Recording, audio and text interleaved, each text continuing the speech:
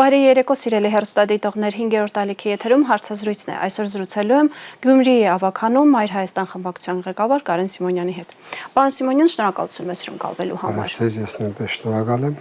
Մի քանի օրից վերջնականորեն ավարտվելու է 2025-ը եւ բավականին հարուստ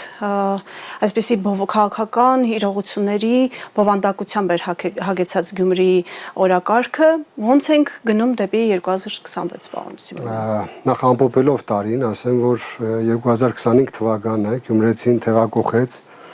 նախընտրական տրամադրություններով, քանզի մարտի 30-ին ունենք քաղաքապետի ընտրություններ, համայնքապետի ընտրություններ եւ բոլորս տեսանք ինչպես պարտություն կրեց իշխող ուժը ընտրություններին հետևող յուրաքանչյուր հայ, որը հասկանում էր ինչ բան է Գյումրու ընտրությունը, նաեւ ընդհանուր հայաստանյան մակարդակով համապետական նշանակություն ունեցող էր, հա, բոլորը փորձեցին իրենց կարծիքը հայտնել եւ երկրպագել, մեծամասնությունը ընդդիմության կողմներ, կան բազմաթիվ օրինակներ, երբ արտասահմանում ապրող մեր հայրենակիցները զանգում եւ իրենց աջակցում են հայտնում եւ փորձում են իրենց կարծիքով օժանդակել ընդդիմադիր խմբակցությունների ուժերին, որպեսզի կարողանան իշխանություններին ցույց տալ, որ Գյումրին չի ներում իր հանդեպ անողոք գտնված իշխանություններին եւ պատկերը ստացանք իշխանությունների պարտություն, որին հետևեց մեզ համար ցավալի այդ դեպքերը Միքայել Սրբազանի կալանավորումը եւ Սրբազանի կալանավորումը եւ մնացյալ քաղաքական ուժերի վրա բռնաճնշումները Քաղաքապետարի կալանավորում, ուղեկցեց նաև հասարակ գյումրեցիների կալանավորում։ Դրան զուգահեռ նաև ունենք փառակարում ընտրություններ, որտեղ նորից ջախջախիչ պարտություն կրեց իշխանությունը։ Դրանից հետո հետևեց նաև համայնքապետի սպանության դեպքերը։ Մի խոսքով, եթե տարին գնահատենք, կարող ենք ասել եւ լավ բաներ ունենք եւ շատ վատ է։ Հիմա այսօր ունենք այն, ինչ ունենք։ Պարոն Սիմոնյան, այնուամենայնիվ Գյումրիում ընդդիմության որոշակի իրար մեջ եղած անհամաձայնությունները մի կողմ դնելն ու միավորվելը ուղենշային դարձավ ու շատերը հենց Գյումրիի օրինակը բերելով էին ասում, այս համայնքում պետք է նույն մոդելը կրկնել, այն համայնքում պետք է կրկնել, հաշվի առնելով այս վերջին իրողություններն ու զարգացումները, որ տեղի ունեցան Գյումրիում, արդյոք ամրապնդեցին արդեն իսկ մարդկանց մոտ ստեղծված տպավորությունները իշխող քաղաքական ուժի նկատմամբ, թե դրանք փոքր-ինչ փափկացել են։ Չէ, մարդկանց մեջ ոգևորությունը մեծ է։ Գյումրին նոր մոդել առաջարկեց ամբողջ հայաստանյան քաղաքական դաշտին, որ ինչքան էլ լինեք տարբեր մտածելակերպով, գործելաոճով, եթե ընդհանուր շահը մեկն է մեր երկրի, որ պետք է իշխանությունը պարտություն կրի, որպեսզի կարողանանք այս փոսից, այս ցեխից դուրս գանք, ուրեմն պետք է ամբիցիաները մեկ կողմ տնելով փորձեք համախմբվել եւ իշխանազրկել գործող իշխանություններին։ Մեր մոտ ստացվեց այդ ամենը եւ ցույց դրեցինք մենք համայն հայությանը, որ կարելի է այդ տեսակը պահելով հաջողության հասնել։ Այդ ժամանակ այնպիսի ուժեղ ճնշումներ չկային քաղաքային իշխանությունների վրա, որոնք սկսվեցին Գյումրիի քաղաքապետի կալանավորումից հետո, մարդկանց կալանավորումներից հետո, այսինքն մամուլն էր գրում այդ մասին, այդ ամենը բացահայտ էր, հա։ Վստահ եք, որ այդ մտայնությունը կպահպանվի նաև 2026-ին ընդառաջ, ինչպես փորձագետներն են կանխատեսում, ել ավելի սաստկացվող ճնշումների ալիքի տակ։ Իշխանությունների գործելավոճը բարձ է, իրենք անկանխատեսելի են, բայց պայքարը շարունակվում է եւ ովքեր համարում են, որ պետք է ամեն օր, ամեն ժամ պայքարել անազնվությունների դեմ, ուրեմն պետք է քայլ անեն եւ ոչ թե տունը նստած փորձեն իրենց աջակցությունը հայտնելով բավարարվեն։ Անպայման պետք է տարվի պայքար եւ իշխանությունը ինչ էլ որ մտածում է, ինչ էլ որ փորձում է ձեռնարկել, եթե ընդդիմությունը համախմբված խորհրդակցություն անցկացնի յուրաքանչյուր հարցի շուրջ եւ կիսվեն իրար հետ, ոչ թե իրար մեջ կոնկուրենցիա փնտրեն, ուրեմն իշխանությունը 2026 թվականին ճամբրուկները հավաքելու տրամաբանության մեջ կլինի։ Տվյալ պահին բոլոր ընդդիմադիր ուժերը ձեր բնութագրած շրջանակի մեջ են մտնում։ Տվյալ պահին ես չեմ կարող գնահատական տալ, քանի որ դեռ չեն սկսվել, այսպես ասած, 26-ի նախընտրական ակտիվ փուլը, բայց ամեն օր մենք մեր օրինակով փորձում ենք ամբողջ ազգին ցույց տալ, որ կարելի է նաև այս սցենարով հասնել հաջողության։ Իսկ ԿՊ-ն մասնավորապես Գյումրիում 26-ին ընդառաջ ինչ որ գործողությունների գնում է, մենք գիտենք, որ ԿՊ-ի գործերը Գյումրիում այդքան էլ լավ չեն, նույնիսկ արդեն 7 օրից ավել է մամուլը գրում է այն մասին, որ Շիրակի մարզպետ Արուշանյանին ԿՊ-ական շուտով պաշտոնազուրկ է անելու Փաշինյանը եւ նույնիսկ տեխնացուների անձեր են քննարկվում։ Այս մասով ինչ կարող եք ասել։ Ուրեմն ասեմ, քանի որ պարտություն կրեց քաղաքացիական պայմանագիրը Գյումրիում, հետևություններ արեց, ինչն էր պատճառը, բայց ամենագլխավոր պատճառը իրենց չհամոզեց, որ ոչ թե իրենց 8 տարիների աշխատանքի գնահատականն են ստացել, այլ համարում են, որ իրենք թաղերում լավ չեն աշխատել, ինչն էլ ես համարում եմ ամենամեծ սխալը, որ յուրաքանչյուր քաղաքական ուժ ոչ թե պետք է հետևություն անի թաղային աշխատանքի լավ եւ վատ կամ մարդկանց մանիպուլացնելու, խաբելու, նրա տեղամաս հասցնելու, իրենց օգտին քվե կորզելու սխալի ու ճշտի վերլուծություն անել, այլ հակառակը պետք է անել այն վերլուծությունը, թե մենք ինչ ենք արել 8 տարվա մեջ գյումրեցիների համար եւ ինչ չենք արել, որը պարտավոր էինք անելու։ Եթե գնանք այդ պարտավորության դաշտ, ուրեմն 8 տարվա մեջ կարելի էր գոնե անօթևանության հարցը կարգավորել։ Վերջ-վերջով Դոմիկներում բնակվող մարդկանց հարցը։ Իդեպ ԿՊ-ն, եթե չեմ սխալվում, ժամանակին խոստացել էր մի քանի ամսում այդ հարցը լուծել, որ դոմիկներում բնակվող մարդիկ այլևս չեն լինելու, ճիշտ է։ Հենց այդ եմ ասում, դրա համար պատասխանը ստացավ քաղաքացիական պայմանագիրը, այսօր որ բնակության հետ խոսում են, համընդհանուր կարծիքի հետևյալն է, թող ԿՊ-ն չլինի, մնացածը կհասկանանք, որը որանց հենց դա քաղաքական իրենց պատասխանն է, իսկ իրենք, չգիտես ինչու, փորձում են ուրիշ տեղ մանկալ իրենց պարտությունը, որ թաղերում մեր աշխատողները ավելի ճարբիկ չեն եղել, ավելի լավ չեն կարողացել մանիպուլացնել եւ շեղել մարդկանց բնական իրենց խնդիրներից եւ տանել քվե կորզեն։ Իսկ ովքեր են այդ թաղերում աշխատանք տանողները, ինչ կարգի բնականաբար իրենց աշխատակիցները, իսկ շատ են իրենք Գյումրիում։ Դե ինչ ասեմ, եթե տարել են 17000 ցայն, ուրեմն ունեցել են թաղերում աշխատողներ, որոնք քիչ թե շատ փորձել են այդ դաշտում որոշակի աշխատանք տանելով կարողանան քվեներ կորզել։ Հիմա եղել են տեղամասեր, որ մարդիկ բարձրաձայնել են մեր տների մեր տան վրա, ասենք 15 հոգի մարդ եղե գրանցած, եւ այդ մարդու բարձրաձայնած հարցը այդպես օտում է կախված մնացել է, ոչ մեկ չի գնացել այդ հետքերով, թե ովքեր են եղել։ Մենին ոստիկանությունը քրեական գործ չի հարուցել, ընդհանուր չի տրվել։ Եղել են բարձրաձայնումներ, որ մեր տան նույն Էջմիածնում եղավ, չէ՞, Մայր Հայաստան դաշինքի տեխնազուն հարությունը բարձրաձայնեց, որ մեր տան վրա այսքան մարդ կա ավել գրանցված, բայց այսինքն նույնիսկ տեխնազուի տան հասցեում են, հա։ Դե հա, նույնիսկ այնտեղ է եղել, ես մամուլից եմ տեղեկացել այդ բարձրաձայնումը, այնտեղից եմ ես ասում, եւ դրա հետևից չեն գնացել։ Հիմա դա հիմք է տալիս մեզ մտածելու, որ իրենք ոչ թե հետևություն են անում իրենց արածի եւ չարածի համար, այլ քաղաքական նոխազ են փնտրում կոպիտ ասած։ Սխալները փնտրում են այլտեղ, թե թաղային աշխատողը որտեղ է թերացել, որ չի կարողացել վերջնական քվեն ապահովի իրենց ուզած արդյունքը, չգիտեմ, իրենց ուզածը 50+-ն է, 40+-ն է, ինչքանն է, ընդհանուր է դա։ Պարոն Սիմոնյան, իսկ կարող ենք ասել, որ գյումրեցիների համբերության բաժակը լցրեց Միքայել Սրբազանի կալանավորումն ու հետո քաղաքում ոստիկանական բոլոր հնարավոր եւ անհնար ուժերը լցնելու, քաղաքապետին ձերբակալելու, գյումրեցիներին ձերբակալելու հանգամանքը։ Հետագայում կալանքի տանը։ Համբերության բաժակը լցվեց համընդհանուր, երբ որ հասկացան, որ խաբված են, որովհետեւ 8 տարվա մեջ կարելի է հսկայական աշխատանքներ տանել, նամանավանդ եթե 8 միլիարդ պարտք է ավելացել Հայաստանի բեռ է դարձել 8 միլիարդով կարելի է մեկ պետություն սարքել, էլի, կառուցել, այնինչ Գյումրիում չեն կարողացել այդ 2500 անօթևաններին բնակարանաշինություն կազմակերպելով ապահովել նորմալ բարեկեցիկ կյանք։ Խնդիրներից մեկը նաև սա է։ Հիմա ամեն քայլափոխին իրենք փորձում են ավականիում ասել, որ այսինչ կետը որ արվեց, այսինչ ծրագիրը որ արվեց, դա պետության մադը մեջը խառներ պետության օժանդակությամբ կատարվեց եւ չկա այդպես ավականունիստ, որ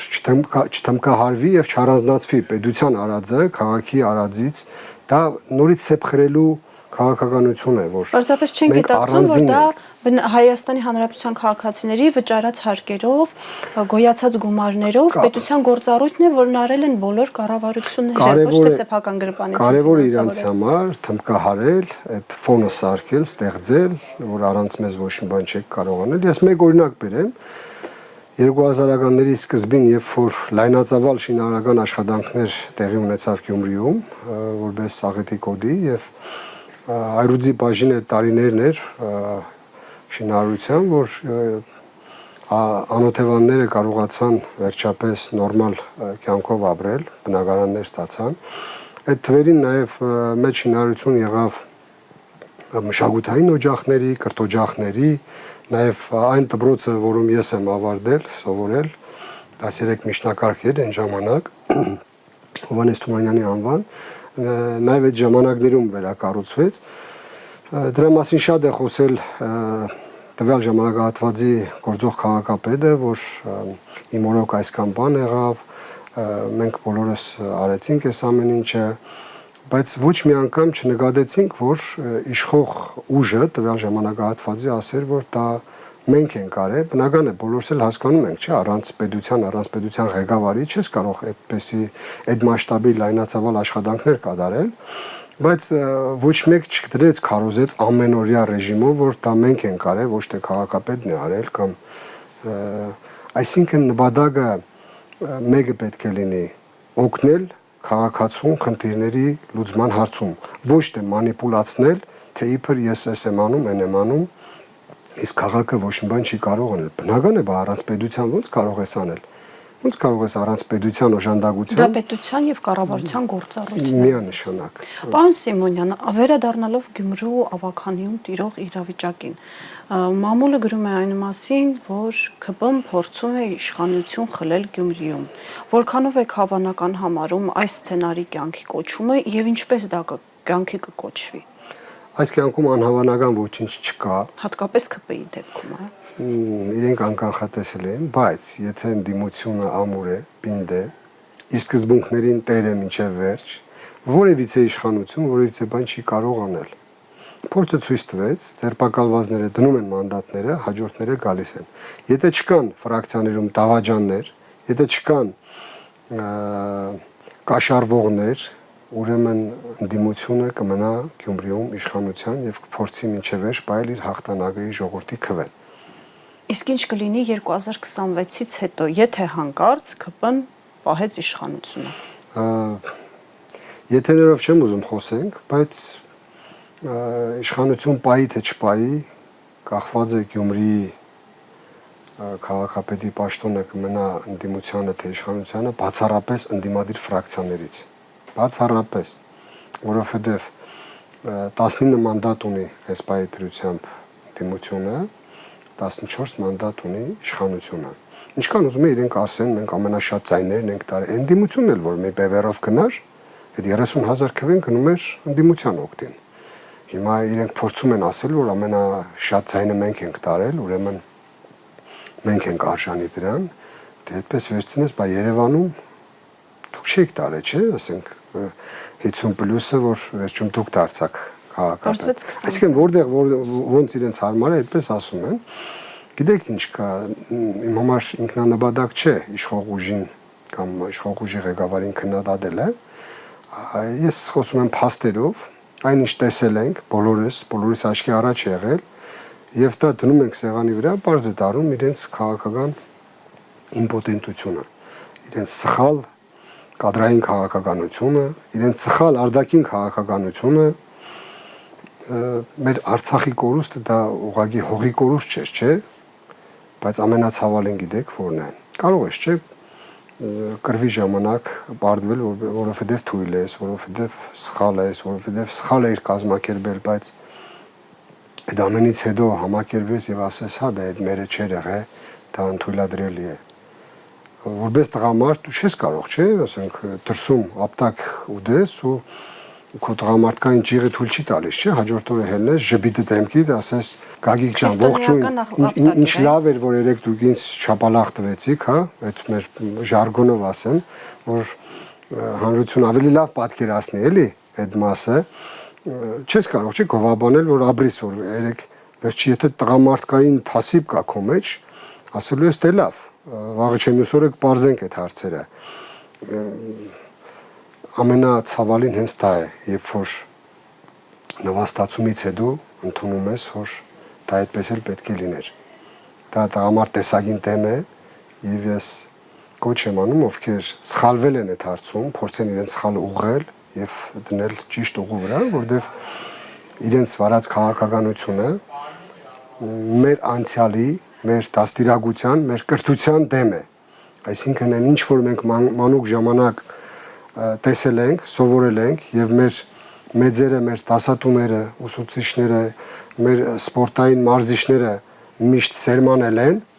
որ գիտեք ինչ կա, առաջի հերթին մարդ եղեք, տղամարդ եղեք, հետո նոր մասնագետ։ Դրան դեմ են իրենք։ Հենց դրա համար է մեր քննադատությունը, կամ պետք է չաբրենք այստեղ, արդագաղթենք գնանք ուրիշ երկիր, մեր ունեցած կարողությունը, հնարավորությունը,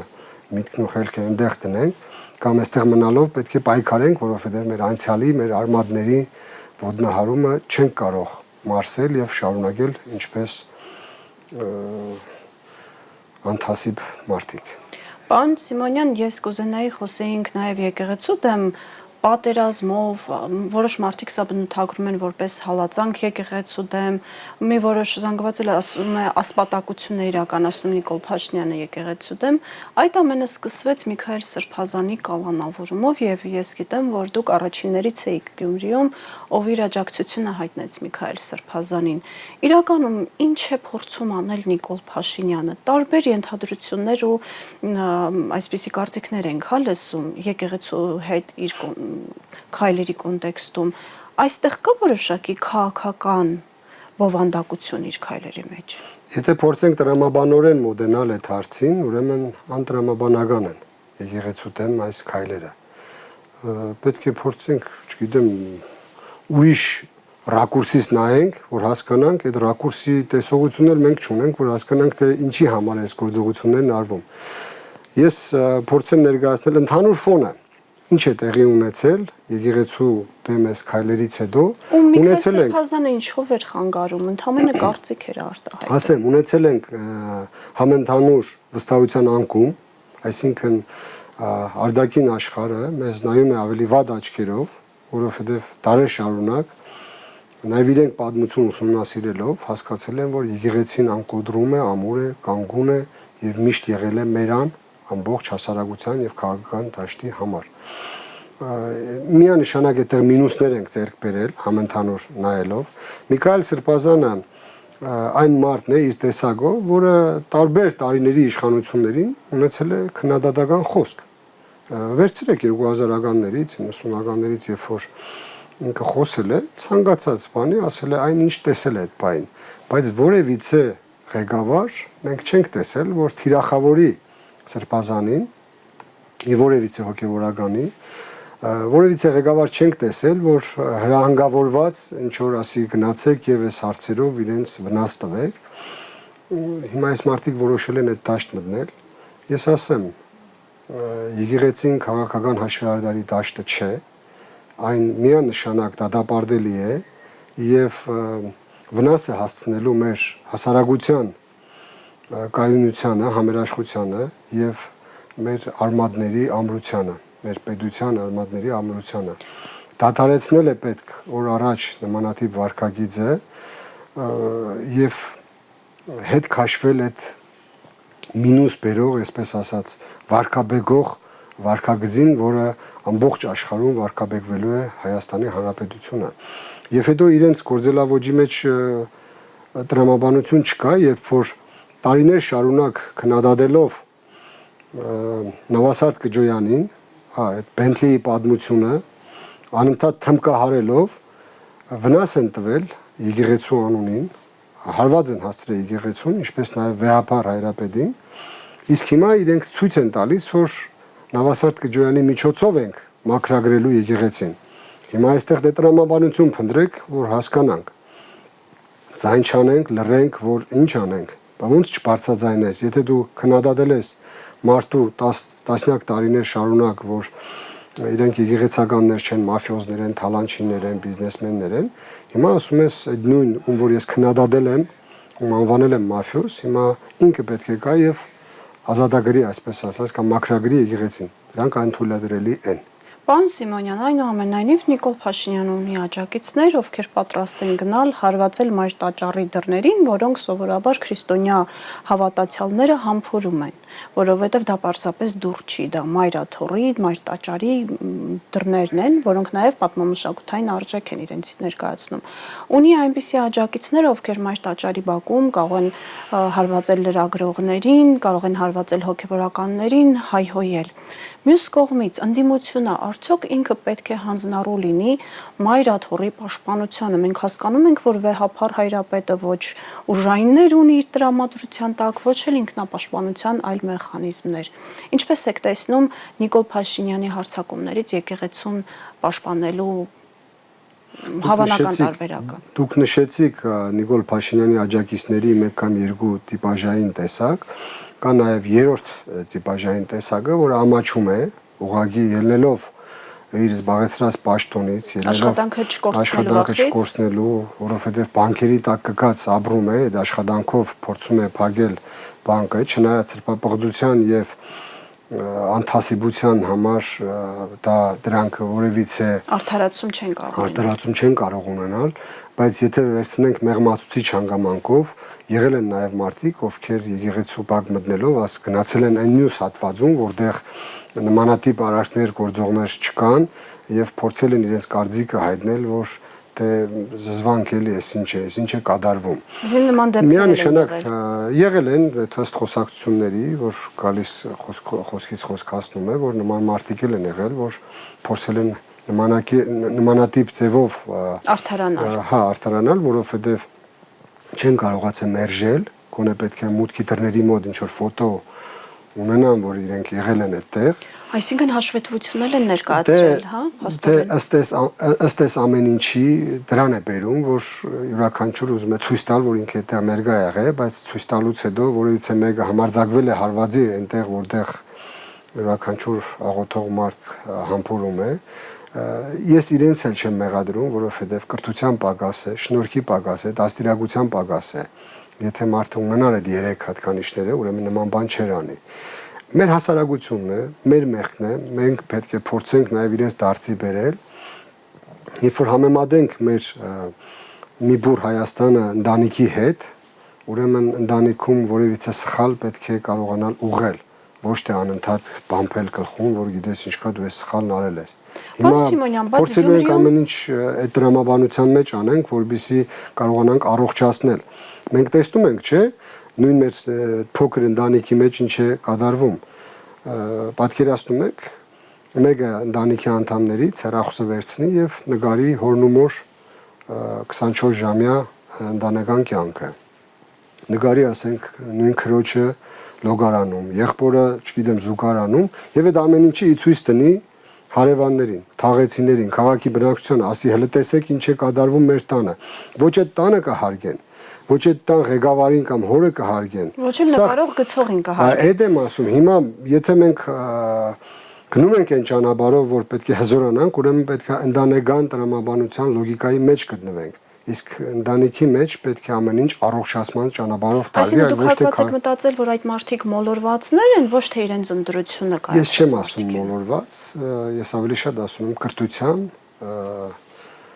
դաստիարակության, շնորհքի պակաս, որ պետք է հասկանալ քաղաքական պայքարի մեջ քաղաքական դաշտ գոյություն ունի եւ այդ դաշտում պայքարել առանց վիրավորանքների, առանց հայոյանքի, այլ գաղափարը քննադատելու մեջ տեսնեն։ Հիմա մեր կողմից էլ կա, չէ՞, քննադատություն իշխող ուժին, բայց չենք դնում վիրավորում առավոտից հայոյախառը, այլ ասում ենք, որ դուք այստեղ էս եք արել։ Օրինակ Գյումրիում տնագների հարցը չեք լուծել 8 տարվա մեջ, ավելացնելով 8 միլիարդ պարտք։ Չնայած խոստումը տվել էին մեկ քանի։ Խոստումն էլ իրենց մնա։ Եկել ես խոստում չես տվել, տեսել ես, ուրեմն վերացրա այդ խնդիրը։ Անպայման չի խոսք տաս նոր անես կամ չանես։ Կարելի է առանց խոսք տալու տեսնել այդ խնդիրը եւ վերացնել։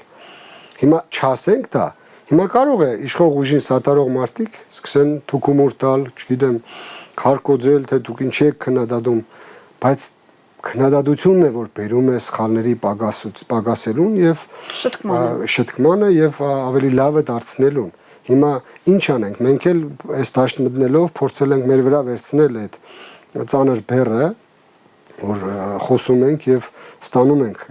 վատ պատասխաններ, ինչ անենք։ Հիմա ընտանիք ենք, ընտանիքից մի հատվածն էլ այդպես է մտածում, պետք է փորձենք իրենց առողջացնել, որովհետեւ մեր երկիրը ընդհանուր առողջ լինի, առողջ մթնոլորտ ունենա եւ կարողանա առաջ շարժվել։ Պարոն Սիմոնյան, քաղաքագետներն ու փորձագետները, քաղաքական գործիչները հիմնական քննարկման առարկա են դարձնում այն, թե ով պետք է լինի հաջորդ լիդերը, ղեկավարը, որը պետք է երկիրը ոտքի կանգնեցնի այն շիլաշփոթ իրավիճակից, որի մեջ փաստացիորեն հայտնվել է Հայաստանը 2018-ից հետո։ Իսկ խնդիրները բազմաշերտ են, բազմաբևեռ են, բազմաթիվ են ու բավականին լուրջ են։ Ինչպիսի լիդեր պետք է լինի։ Այստեղ ավելի շատ ոչ թե ով պետք է լինի, այլ ինչպիսի լիդեր պետք է լինի եւ ինչպիսի ղեկավարի ունակություններ պետք է ինչպիսի ունակություններ պետք է ունենա։ Միանշանակ որպես մարդ պետք է ամուր լինի, որտեղ առանց ամրության անհնար է բազմաթիվ խնդիրների լուծումը գտնել եւ կարողանալ իրագործել։ Ճնշումների չի ենթարկվող։ Յուրաքանչյուր հարցում ինքը որպես տղամարդ ամուր լինի։ Ամրություն ունենա։ Խոսքի տերը ոչ թե յուրաքանչյուր հարցում ինքը իր ամրությունը ցույց տա։ Անպայման պետք է ունենա փորձ, որ նորաթուխ, այսպես ասած, գործչի տպավորություն չթողնի, որ եկել է որ պարամունք անցկացնի։ Նա կարող է մեկին սիմպաթիայով ընդրում են, ասում են շատ լավ է խոսում, այսինչ գեղեցիկ բաներ է ասում, այսինչ ճիշտ բաներ է ասում, բայց գեղեցիկ եւ ճիշտ բաներ ասելը դա չի նշանակում, որ կարող ես նաեւ դրանք իրականացնել։ Դրանք տարբեր բաներ են։ Հիմա նույն տրամաբանության մեջ 2018 թվականին ասեցին Նիկոլը շատ ճիշտ բաներ է ասում, շատ լավ է խոսում, բերեք վստահենք իրեն եւ տեսանք ինչ տեղի ունեցավ։ Դրա համար պետք է ողջախոհություն դրսևորի հայ ազգը, հայությունը եւ հասկանա, որ պետք է անպայման իր առաջնորդը լինի ամուր, պետք է փորձ ունենա, որպեսզի կարողանա իր երկրի շահերը արտաքին աշխարհում տեղին պաշտպանել իմանա եւ պետք է ունենա թիմ, որին մարզերում եւ քաղաքներում ցանկացած բնակավայրում վստահ են եւ հասկանան, որ այդ թիմն է, որ պետք է բերի կայունություն, հետագայում նաեւ առաջընթաց, որտեղ առանց կայունության էսպայի դրությամբ խարխրված է մեր կայունությունը, առանց կայունության չես կարող հետագա առաջընթացն ապահովել։ Այսինքն ամրություն, փորձ, կայունություն բերող մարդ եւ թիմ է պետք, որ կարողանա այս նեղ դրության մեջից այս փոսից հանել Հայաստանի Հանրապետությունը։ Պարոն Սիմոնյան, այս շրջանում, ինչպես նաև մամուլն է գրում, քաղաքական տարբեր ուժեր հանդիպումներ են ունենում, կոնսուլտացիաներ են անցկացնում, այդ մասին հայտարարել է նաև Հայաստան խմբակցության պատգամավոր Իշխան Սաղաթելյանը, տարբեր քաղաքական ընդդիմադիր ուժերի հետ փորձում են միավորման օրակարգի շուրջ համախմբվել։ Ինչ եք կարծում, այդ գիտակցումը կա արդյոք։ Դուք ձեր խոսքում նշեցիք, որ չպետք է գա մեկը, որը փաստացի փորձարկման ենթարկի նորից Հայաստանը, որովհետև այդ ռեսուրսներն այլևս չունի այո երկիրը։ Հիմա հնարավոր համարում եք այդ միասնական օրակարգի ձևավորումը ընդդիմության ներսում։ Ամեն ինչ հնարավոր համարում եմ, եթե յուրաքանչյուրը մտածի ոչ թե ընդրությունների այս 4-5 ամսով է պայմանավորված եւ իր ապագան եւ իր երեխայի եւ իր բարեկեցությունը, այլ հակառակ ապագա 5-10-20 տարում է այդ ամեն ինչը ձևավորվելու, այսինքն pedagogamետ մտածելակերպ եթե դրսևորում են ցանկացած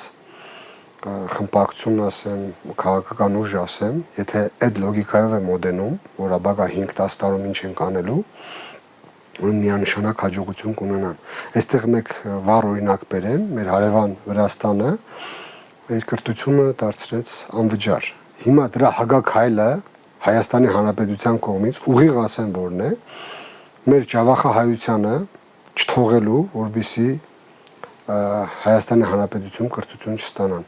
Այլ հակառակ այնպիսի բան անի, որ կարողանանք մեր ջավախահայությանը պահենք այստեղ, որովհետև բազմաթիվ ուսանողներ ունենք մենք Ջավախից Հայաստանում եւ այդ ուսանողները արդեն ձայն են բարձրացրել, որ ելի մաս չկա, գանք Հայաստանում ուսում ստանանք, այստեղ անվճարեք, գնանք այնտեղ ստանանք։ Պետք է ղեկավար, որը կարողանա նմանատիպ դեգերումների մեջ կարողանա ճիշտ որոշում կայացնի, ճիշտ օրենքներ ընդունի եւ չթողի եւս մեկ բաց իր հայաստանյան կյանքում, որբիսի մեր հայությունը, մեր ամենամոտ գտնվող սփյուռքը կարողանա օգտվել իր մայր Հայաստանից։ Ընդհանուր քաղաքականությունից է մի բան ասեմ, որ պարզ լինի, թե ինչքան բաց է մեր հետևը, այսպես ասած, եւ խոցելի ենք մենք, էլի, որպես հայ տեսակ, յուրաքանչյուր գործարար բողոքում է, որ իր բեռը անտեղի կանգնեցնում են հարևան պետությունում, թե դասմոտրի են տանում, թե չգիտեմ ինչ որ բանի։ Տարբեր պատճառաբանությունները, որ շարունակ բեռնատարները կանգնեցնում։ Ավելորդ գումարներ են կանձում, որբիսի թողեն երթևեկությունը շարունակվի։ Եվ այդ նույն քաղաքացիները բողոքելով, որ գիտեք ինչ կա, մեզ հարևան պետությունում նման վարքագիծ են ցույց տալիս, այստեղից արձագանք չկա։ Մեզ պետք է այն ղեկավարը, որ արձագանքի եւ նաեւ հրաբարակային կոչ անի, որ իմ տրանզիտ բեռներին պետք չի բան ասել, որովհետեւ մենք հարևան ենք, մենք բարեկամ ենք, ի վերջո քրիստոնյա ենք։ Այսինքն ղեկավար է պետք, որը նաեւ գիտի թե ինչպես հաղորդակցվել եւ պայմանավորվածությունների գալ հարևան պետությունների հետ, պաշտպանելով սեփական երկրի քաղաքացի։ Եթե դու չես պաշտպանում քո քաղաքացուն բիզնես ոլորտում, հոգեվոր ոլորտում, առօրյա կյանքում, ուրեմն ինչի համար է ինքը քեզ որպես ղեկավար ընտրելու։ Պարոն Սիմոնյան, շնորհակալ եմ հետաքրքիր զրույցի համար։ Շնորհակալ եմ ձեզ նույնպես, որ հնարավորություն ընձեռնվեց այս տաղավարից խոսելու մեր Հայաստանյան, մեր Գյումրիի խնդիրներից եւ ուզում եմ կոչով դիմել մեր ձերբակալված սրբազաններին, միշտ կանգուն եղեք, տոգուն եղեք, մենք ձեր կողքին ենք, ցանկացած պարագայում իմացեք, որ ունեք այն հնարանը, որ կարող եք հենվել եւ զգաք, որ ամուր է այդ հենարանը։ Ողջունում եմ նաեւ մեր սրբազան Միքայել Աջաբայանին, ցանկանում եմ առողջություն եւ շնորհավորում եմ մեր համայն հայության ամանորը եւ Սուրբ Ծնունդը։ Հիշեցնեմ այսօրվա իմ հյուրն էր Գյումրիի ավագանու Մայր Հայաստան խմբակցության ղեկավար Կարեն Սիմոնյանը։ Հարցազրույցի հաջորդ թողարկումը վաղն է, հաջողություն։